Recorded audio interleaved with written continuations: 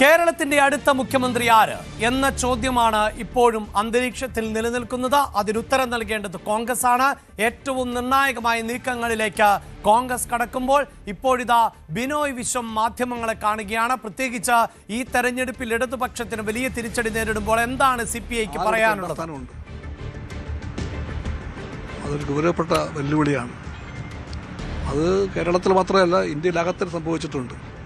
എന്ന് പറഞ്ഞാൽ ഇന്ത്യൻ രാഷ്ട്രീയത്തിൽ തീവ്ര വലതുപക്ഷത്തിൻ്റെ രാഷ്ട്രീയം പിടിമുറുക്കാൻ ശ്രമിച്ചപ്പോൾ അതിന് ചെറിയ അളവിലൊന്നുമല്ല, വലിയ അളവിൽ ഫലമുണ്ടാകുന്നുണ്ട്.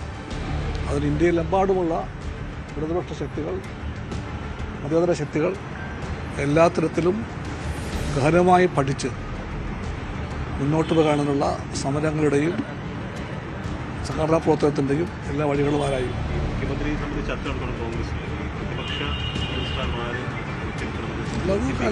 അതൊക്കെ ആലോചിക്കാൻ സമയമുണ്ടല്ലോ, അതൊക്കെ ആലോചിക്കും. ഞാൻ പറഞ്ഞു കഴിഞ്ഞു. ഇത്രയും ഇപ്പം പറയാനുള്ളൂ. കമ്മിറ്റി വിടാൻ പോകുന്നല്ലേ ഉള്ളൂ. യെസ്, ഇപ്പോഴിതാ ബിനോയ് വിശ്വം കണക്കുകൾ നിരത്തുകയായിരുന്നു. ഏതൊക്കെ മണ്ഡലങ്ങളിൽ വിജയിച്ചു, ഏതൊക്കെ മണ്ഡലങ്ങളിൽ രണ്ടാം സ്ഥാനത്തെത്തി. ഇനി ഇതാ തെരഞ്ഞെടുപ്പ് തോൽവിയെക്കുറിച്ച് വിശദമായി ചർച്ച ചെയ്യാൻ പോവുകയാണ് CPIM-ഉം CPI-യും. അതേസമയം പ്രിയപ്പെട്ട പ്രേക്ഷകരെ, ഏറ്റവും പ്രധാനപ്പെട്ടത് 102 സീറ്റുകളും ആയിട്ടാണ് ഇപ്പോൾ UDF അധികാരത്തിൽ ഏറാൻ പോകുന്നത്. അവിടെയാണ് അടുത്ത മുഖ്യമന്ത്രി ആര് എന്ന ചർച്ചകൾ വീണ്ടും പ്രസക്തമാകുന്നത്. സർക്കാർ രൂപീകരണത്തിന് മുന്നോടിയായി കോൺഗ്രസ് പാർലമെന്ററി പാർട്ടി ലീഡറെ തെരഞ്ഞെടുക്കുന്നതിനുള്ള ഹൈക്കമാൻഡ് നിരീക്ഷകർ ഉടൻ തന്നെ കേരളത്തിലേക്ക് എത്തും. 63 കോൺഗ്രസ് MLA-മാരെ നിരീക്ഷകർ നേരിൽ കണ്ട് മുഖ്യമന്ത്രി സ്ഥാനത്തേക്ക് ആരെ പിന്തുണയ്ക്കുന്നുവെന്ന അഭിപ്രായം തേടും. തുടർന്ന് തീരുമാനം ഹൈക്കമാൻഡിനെ അറിയിക്കും. അതിനിടെ രമേശ് ചെന്നിത്തലയും ഇപ്പോൾ ഡൽഹിയിലാണ് ഉള്ളത്.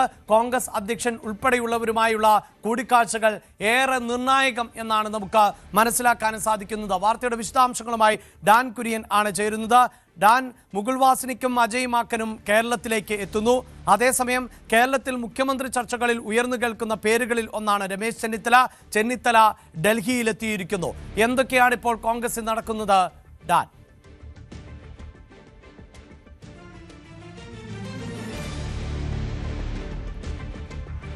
യെസ്, 102 സീറ്റുകൾ, മൃഗീയമായ ഭൂരിപക്ഷം, ഒരുപക്ഷെ കോൺഗ്രസ് പോലും പ്രതീക്ഷിക്കാത്ത തരത്തിലുള്ള വലിയ മുന്നേറ്റം, അതാണ് ഈ തെരഞ്ഞെടുപ്പിൽ ഉണ്ടായിട്ടുള്ളത്. അതുകൊണ്ട് തന്നെ പ്രധാനപ്പെട്ട നേതാക്കൾ, മുതിർന്ന നേതാക്കൾ എല്ലാവരും വിജയിച്ചു കയറിയ ഒരു തെരഞ്ഞെടുപ്പ് കൂടിയാണ്. ഏറ്റവും അധികം ഉയർന്നു കേൾക്കുന്ന 3 പേരുകളുണ്ട്.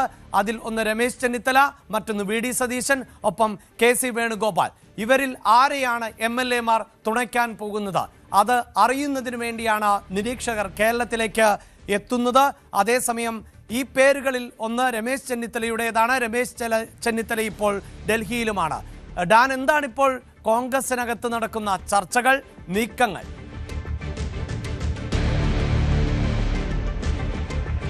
അസാധാരണമായ രാഷ്ട്രീയ നീക്കങ്ങളാണ് കോൺഗ്രസ് ദേശീയ നേതൃത്വത്തിന്റെ ഭാഗത്തു നിന്നും സംസ്ഥാന നേതൃത്വത്തിന്റെ ഭാഗത്തു നിന്നുമൊക്കെ ഇപ്പോൾ ഉണ്ടായിക്കൊണ്ടിരിക്കുന്നത്.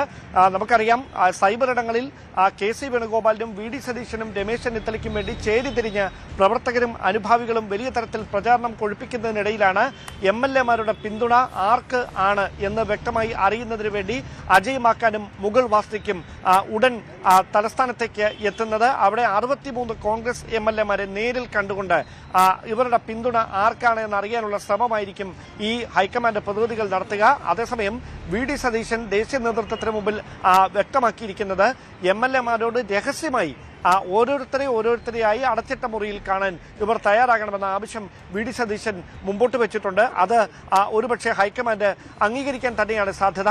അങ്ങനെയെങ്കിൽ ഈ 63 MLA-മാരിൽ ഭൂരിപക്ഷം MLA-മാരുടെയും പിന്തുണ, അതായത് 46 MLA-മാരുടെ പിന്തുണ KC പക്ഷത്തിനാണ് എന്നാണ് KC-യെ അനുകൂലിക്കുന്നവർ മുമ്പോട്ട് വെക്കുന്ന സൂചന. ശേഷിക്കുന്നവരിൽ രമേശ് ചെന്നിത്തലയെ അനുകൂലിക്കുന്നവരും VD സതീശനെ അനുകൂലിക്കുന്നവരുമുണ്ട്. പക്ഷേ ഈ MLA-മാരിൽ ഭൂരിപക്ഷവും KC വേണുഗോപാൽ അനുകൂലിക്കുന്ന ഒരു പശ്ചാത്തലം നിലനിൽക്കുന്നതിനിടയിൽ കോൺഗ്രസ് ഹൈക്കമാൻഡിന്റെ ഭാഗത്തു നിന്നുണ്ടാകുന്ന നിലപാട് ഈ വിഷയത്തിൽ നിർണായകമായി മാറും. കാരണം സംസ്ഥാനത്ത് ഇതൊരു വൈകാരികമായ തരത്തിലേക്ക് പ്രതികരണങ്ങൾ മാറുന്ന ഒരു സാഹചര്യമുണ്ട്. താഴെത്തട്ടിലുള്ള പ്രവർത്തകർ മുതൽ തെരുവിലേക്ക് ഈ മുഖ്യമന്ത്രി ആരാകണമെന്ന് പറഞ്ഞ് തങ്ങൾ അനുകൂലിക്കുന്ന കോൺഗ്രസിന്റെ നേതാവിന്റെ ചിത്രങ്ങൾ വെച്ചുകൊണ്ട് മുദ്രാവാക്യങ്ങൾ ഉയർത്തി തെരുവിലുയർന്ന സാഹചര്യമാണ് ഉണ്ടാകുന്നത്. കഴിഞ്ഞ ദിവസം VD സതീശൻ തിരികെ എറണാകുളത്തെത്തിയപ്പോൾ കണ്ട കാഴ്ച അത് കോൺഗ്രസ് ദേശീയ നേതൃത്വത്തിന്റെ ശ്രദ്ധയിലുണ്ട്. അങ്ങനെ ഒരു പ്രവർത്തകരെ നിരാശരാക്കാത്ത ഒരു തീരുമാനമേ ഹൈക്കമാൻഡിന് എടുക്കാൻ കഴിയൂ എന്നതാണ് സാഹചര്യം. എന്തായാലും നിലവിലെ നടപടിക്രമങ്ങളുടെ ഭാഗമായി നാളെ തന്നെ നിയമസഭാ കക്ഷി യോഗം, അതായത് ഈ 63 MLA-മാരെ അടിയന്തരമായി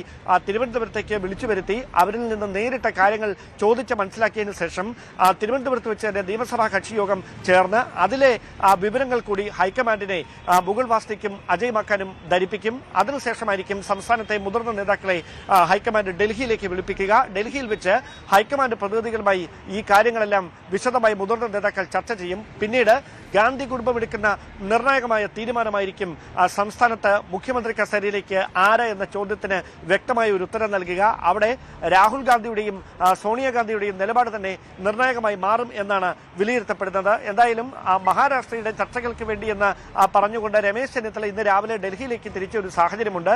അതിന് പിന്നിലും ചില രാഷ്ട്രീയ കാരണങ്ങൾ ഉണ്ട് എന്നാണ് നമുക്ക് ലഭിക്കുന്ന സൂചനകൾ. അങ്ങനെയെങ്കിൽ മല്ലികാർജ്ജുന ഖാർഗെയുമായും അതോടൊപ്പം തന്നെ രാഹുൽ ഗാന്ധിയുമായും നേരിൽ കൂടിക്കാഴ്ച നടത്താനുള്ള നീക്കം ഒരുപക്ഷെ രമേശ് ചെന്നിത്തല നടത്തിയേക്കും.